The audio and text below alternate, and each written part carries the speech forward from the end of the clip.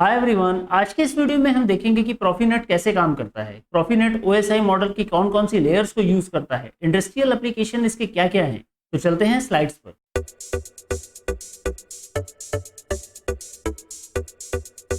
शुरू करते हैं आज की स्लाइड को कि प्रॉफीनेट है क्या।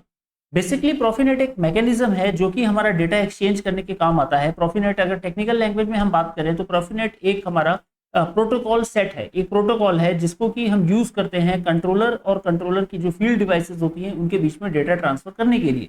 जैसा कि डेफिनेशन लिखा हुआ है, Profinet is a mechanism to exchange data between controller and devices. हमारा कंट्रोलर क्या क्या हो सकते हैं, हमारे पीएलसीज हो सकते हैं, डीसीएस हो सकते हैं, प्रोग्रामेबल लॉजिक कंट्रोलर हो सकते हैं, या फिर इसके साथ साथ हमारे जो फील्ड डिवाइसेस हो गए, विजन सिस्टम हो गया, ये सब हमारे डिवाइसेस हो गए। तो हमारा जो कंट्रोल फील्ड में जो डिवाइसेस लगे हुए हैं उनसे हम कंट्रोलर में डेटा लेने के लिए हम डिफरेंट टाइप के प्रोटोकॉल्स को यूज करते हैं। उनमें से एक प्रोटोकॉल है प्रॉफीनेट। और प्रॉफीनेट क्यों यूज करते हैं इसको चलिए आगे एक्सप्लोर करते हैं। ओएसआई मॉडल के 7 लेयर्स में कौन कौन से लेयर्स होते हैं, जैसा कि आपको पता है open system integration. Open system integration में जो मॉडल है हमारा, उसमें हमारा पहला लेयर होता है फिजिकल लेयर, सेकंड वन जो डेटा लिंक लेयर होता है, थर्ड वन नेटवर्क लेयर होता है, उसके बाद ट्रांसपोर्ट लेयर आता है, देन सेशन लेयर, और उसके बाद में 6 नंबर पे प्रेजेंटेशन लेयर, और उसके बाद लास्ट में एप्लीकेशन लेयर होता है। प्रॉफीनेट जो हमारा प्रोटोकॉल होता है ये दो तरह की लेयर्स को कवर करता है। पहला हो गया हमारा 6 number and 7 number presentation layer और एप्लीकेशन लेयर को कवर करता है प्रॉफीनेट। अब इसके साथ साथ ये 3 चैनल्स में डिवाइडेड होता है। डिवाइडेड हम नहीं कहेंगे, ये एट ए टाइम तीनों में से किसी एक चैनल के मोड में डेटा को ट्रांसमिट करता है। अब 3 चैनल्स ये कौन कौन से हैं, एक है non real time, second one हमारा रियल टाइम, और third one hard real time, जिसको कि आइसोक्रोनस रियल टाइम हम बोलते हैं। ओके, अब जो हम इस लेयर की बात करें, ये नॉन रियल टाइम डेटा जो ट्रांसमिट होता है, इसका जो फिजिकल लेयर होता है IEEE 802 प्रोटोकॉल यूज करता है। सेकंड लेयर में हमारा जो डेटा लिंक लेयर होता है ये हमारा इथरनेट लेयर होता है। थर्ड लेयर जो हम यूज करते हैं वो आईपी लेयर यूज करते हैं, देन यूडीपी, उसके बाद में आरसीपी लेयर होता है सेशन के लिए, और बाद में 6 नंबर और 7 नंबर ये प्रॉफीनेट यूज करता है। तो ये हमारा पूरा जो चैनल हो गया ये एनआरटी लेयर को डिफाइन करता है। उसके बाद सिमिलरली आरटी लेयर में आप देख रहे होंगे कि बीच में हमारा नेटवर्क लेयर, ट्रांसपोर्ट लेयर और सेशन लेयर नहीं होते। नेटवर्क लेयर का क्या फंक्शन है, ट्रांसपोर्ट लेयर और सेशन लेयर को हम जितने ज्यादा लेयर्स को यूज करते हैं उतना ज्यादा हमको डिकोडिंग टाइम हमारा इंक्रीज होता है। इसको हम आगे चलिए समझते हैं। जो हमारा नेक्स्ट जो पार्ट है वो देखिए, इसमें क्या है कि जो ये एनआरटी का पैकेट साइज है, हम कोई भी बाइनरी डेटा जब किसी भी प्रोटोकॉल के थ्रू भेजते हैं तो उसको इनकैप्सुलेशन फॉर्म में भेजते हैं, यानी कि पैकेट के अंदर पैकेट। सपोज जो ओएसआई लेयर है अगर हम बात करें यहाँ से, तो application layer, then application layer को हम पैक करते हैं प्रेजेंटेशन लेयर में, प्रेजेंटेशन लेयर को हम इनकैप्सुलेशन करते हैं सेशन लेयर में, देन ट्रांसपोर्ट लेयर, इस तरीके से इसको पैकअप करते हैं। और लास्ट में ये डेटा लेयर जो है इथरनेट वाला, इसके साथ में पैक होके फिर ये पूरा जो एक सेट बनता है, जो हमारा डेटा का एक सेट बनता है, ये ट्रांसमिट होता है। ओके, तो इसी को यहाँ पर डिफाइन किया गया है। जैसे फॉर एग्जांपल आप ये पूरा डेटा पैकेट है, ये पूरा जो डेटा पैकेट है ये हमारा 118 बाइट्स हमने यूज किए हैं इथरनेट को डिफाइन करने के लिए। यहाँ पर हम डेस्टिनेशन, सोर्स और टाइप डिफाइन करते हैं। ये जो फर्स्ट 3 ब्लॉक यहाँ पे डिफाइन किए गए हैं ये इथरनेट लेयर के हैं। उसके बाद में हमने फिर से 3 पॉइंट डिफाइन किए, ये आईपी लेयर के हैं 3 पॉइंट। उसके बाद हमने यूडीपी के 4 ब्लॉक डिफाइन किए हैं, देन आरसीपी यानी कि सेशन लेयर का 1 ब्लॉक डिफाइन किया है, और उसके बाद में जो हमारा मैसेज है वो प्रॉफीनेट के फॉर्म में 0 से लेके 1392 बाइट्स तक स्टोर किया गया है। ओके, 0 से लेके 1392 बाइट्स तक स्टोर। तो ये जो कंप्लीट पैकेट बना ये हमारा एनआरटी चैनल में प्रॉफीनेट प्रोटोकॉल के थ्रू बना। देन सेकंड हम बात कर रहे हैं, that is the real time. Real time protocol क्या होता है, रियल टाइम प्रोटोकॉल में रियल टाइम और नॉन रियल टाइम में क्या फर्क है। देखिए, रियल टाइम और नॉन रियल टाइम में ये फर्क है कि हमारा जो रियल टाइम में, इन शॉर्ट अगर हम बात करें, फिजिकल लेयर और डेटा लिंक लेयर तो होते हैं, लेकिन नेटवर्क, ट्रांसपोर्टेशन और सेशन लेयर नहीं होते। ये डायरेक्टली इथरनेट लेयर के बाद में प्रेजेंटेशन और एप्लीकेशन लेयर पे चला जाता है। और इसकी वजह से क्या होता है कि इसमें जो टाइम कंज्यूम होता है इसको कंप्लीटली डीकोड करने में, नेटवर्क, ट्रांसपोर्टेशन और सेशन लेयर को डीकोड करने में जो टाइम कंज्यूम होता है वो टाइम हमारा सेव हो जाता है।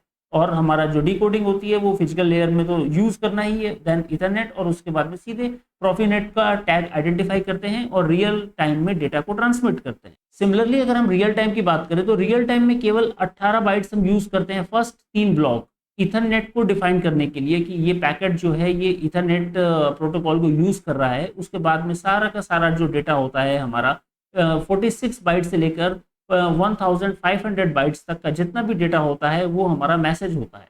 ओके, अब हम बात करेंगे इसके थर्ड आइसोक्रोनस रियल टाइम के बारे में। आइसोक्रोनस रियल टाइम क्या होता है कि ये बेसिकली हार्ड रियल टाइम होता है।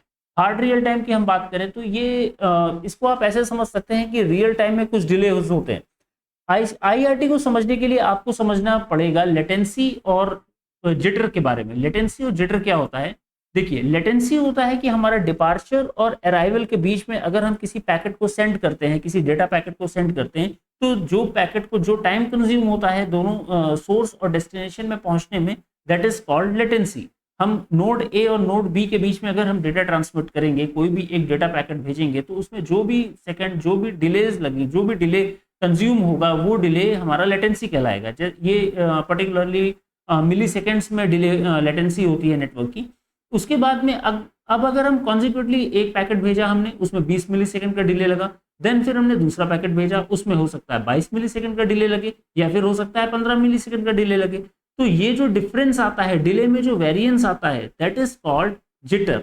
अब डिले और जिटर में इसको हम कैसे रिड्यूस कर सकते हैं?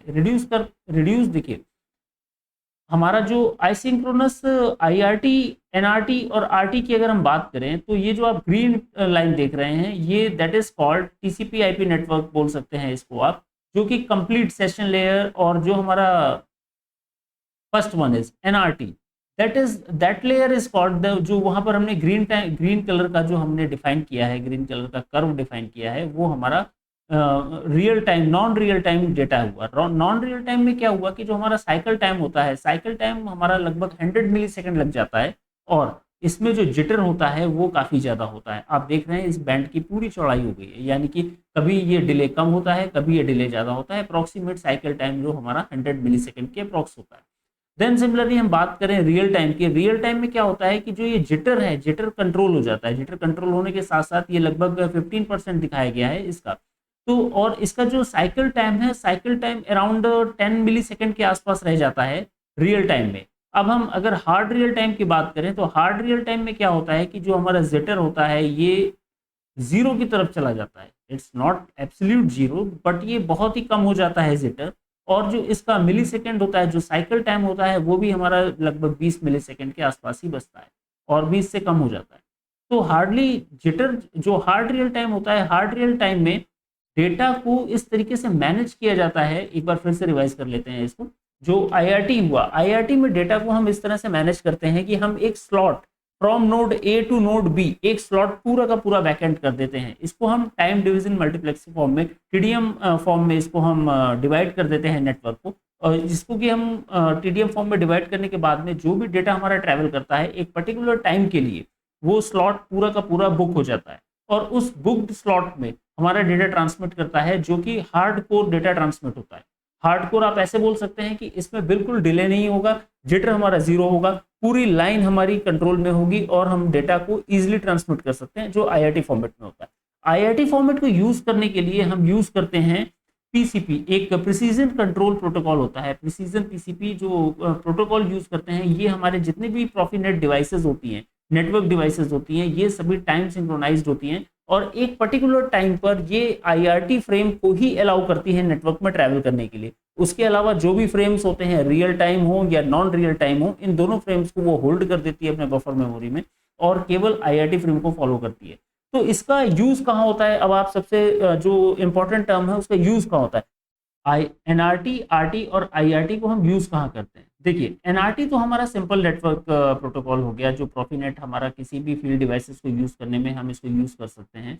आरटी हमारा रियल टाइम हो गया, बिटवीन टू प्रोसेसर के बीच में अगर हमको रिडंडेंसी फॉलो करवानी है और एक रिडंडेंसी का कॉन्फ़िगरेशन करना है, तो उस समय हमें रियल टाइम डेटा की जरूरत पड़ती है, क्योंकि एक प्रोसेसर रिडंडेंसी मोड पे सारे के सारे जो सिग्नल्स होते हैं उनको कैप्चर करता है कॉन्टिन्यूसली बेसिस पे और रेडी रहता है कभी भी फेल ओवर कंडीशन को हैंडल करने के लिए।